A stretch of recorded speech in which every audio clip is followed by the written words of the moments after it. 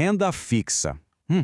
Para muita gente, essa palavra soa como algo, sei lá, conservador, meio sem graça e que rende pouco. Mas, e se essa ideia estiver completamente errada?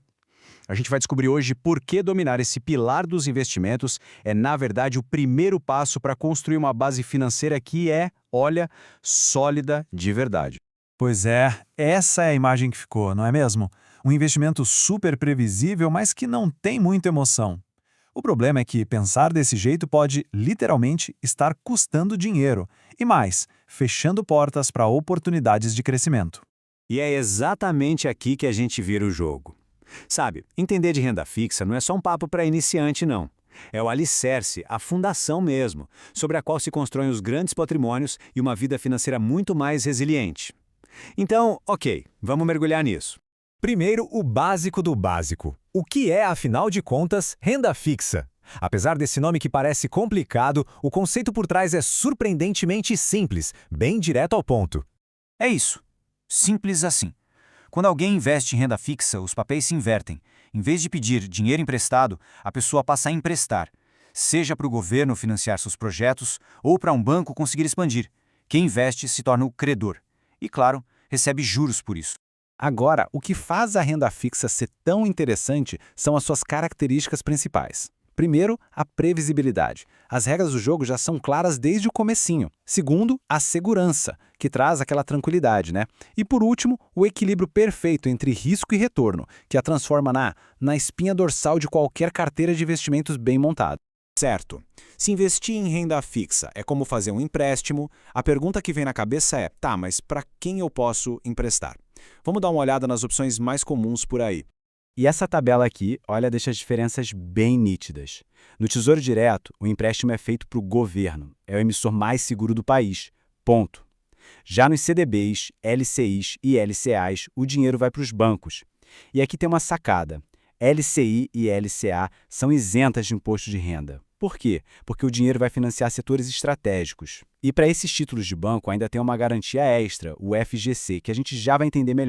Beleza, já sabemos para quem emprestar. Agora a gente precisa entender como vai ser o pagamento, os juros. E a melhor forma de pensar nisso é como se fosse um contrato de trabalho para o nosso dinheiro. Existem diferentes formas de remunerar esse dinheiro que foi investido. Funciona mais ou menos assim, ó. O pré-fixado é tipo um salário fixo. A taxa travada ali no começo, digamos 14% ao ano. E pronto, o valor final já é conhecido. Já o pós-fixado é como um salário variável, que tem comissão. O rendimento dele vai seguir um indicador, geralmente o CDI, que anda coladinho com a taxa Selic. O retorno pode mudar, claro, mas ele sempre vai acompanhar essa referência do mercado. E tem também os títulos híbridos, que são pensados para proteger o nosso ganho de verdade. Eles funcionam como um salário base mais um bônus, que está ligado à inflação. Ou seja, a pessoa recebe uma taxa fixa, tipo 6%, mais a variação do IPCA. Isso garante que o poder de compra do dinheiro seja preservado e, com sorte, até aumentado. Falar de investimento é, claro, falar de segurança.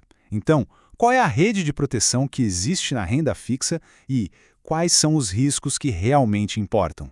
Esse é o FGC. Pense nele como o seguro obrigatório dos investimentos bancários. Se o banco para o qual o dinheiro foi emprestado tiver algum problema, quebrar, o FGC vai lá e devolve o valor investido mais os rendimentos, até aquele teto de R$ 250 mil. É a mesmíssima garantia da poupança, o que torna esses ativos extremamente seguros. Essa pergunta é fundamental e causa uma confusão danada. A pessoa abre o extrato e... Ué, o valor do título está menor do que o que foi investido? O que está acontecendo? A resposta tem nome: marcação a mercado. É só o preço diário daquele título caso alguém queira vender antes do vencimento. E esse valor pode subir e descer. Mas a regra de ouro é, se o título for mantido até o finalzinho do prazo, a rentabilidade que foi combinada lá no início será entregue, sem tirar nem pôr. Esse gráfico aqui ilustra isso perfeitamente. O título foi comprado por 800. No meio do caminho, por conta de mudanças no mercado, o preço de venda dele caiu para 750. Motivo para pânico? Não, porque o objetivo era levar até o vencimento. E lá no final do prazo, ele chegou nos R$ 1.000 prometidos. Aquela oscilação no meio do caminho só importa para quem decide sair do jogo antes da hora.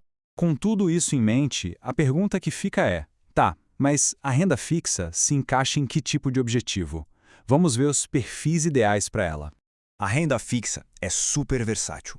É a porta de entrada perfeita para quem está começando, pela simplicidade e pela segurança. É o lugar ideal para reserva de emergência que precisa de acesso rápido ao dinheiro. E, claro, é a ferramenta perfeita para aquelas metas que têm data marcada, como uma viagem ou a entrada de um imóvel. Tão importante quanto saber o que fazer é saber o que não fazer. Vamos dar uma olhada agora nos erros mais comuns que podem sabotar os resultados na renda fixa.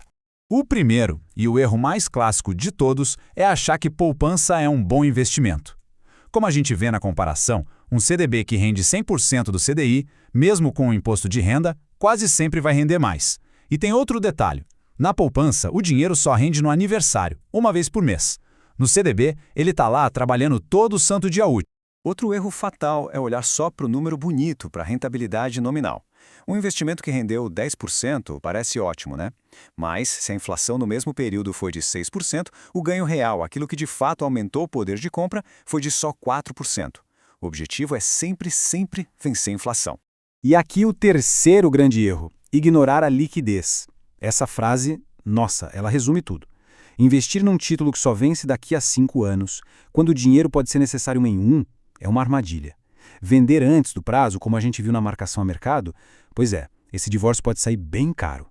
O prazo do investimento precisa casar com o prazo do objetivo. Simples assim. Então, o que fica de tudo isso que a gente conversou? Que renda fixa vai muito além de ser só o porto seguro dos investimentos.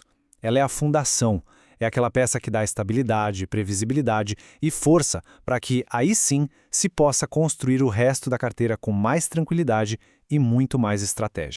E com essa base bem construída, a pergunta que fica no ar é: qual será o próximo passo nessa jornada? Com a segurança garantida, como buscar mais crescimento? Fica aí a reflexão. Se essa nossa conversa ajudou a clarear as ideias, não esquece de deixar um like e se inscrever para mais conteúdo como este. Até a próxima!